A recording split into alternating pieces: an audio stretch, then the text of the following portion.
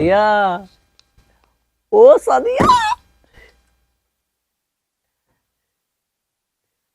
তোমার লইগা চিনি বেচাচ্ছি। এই সরু আনছি, এই পাউডার আনছি, পাউডার দিবা সুন্দর করিয়া। এই চুলের ইয়ে আনছি তোমার লইগা, চুলের মোড়া আনছি, এটি দিয়া সাজ গাছ করিয়া কালকে বট গাছ তলায় আয়া পড়বা। এবারে ওই পাশে কথা কয় কে রে?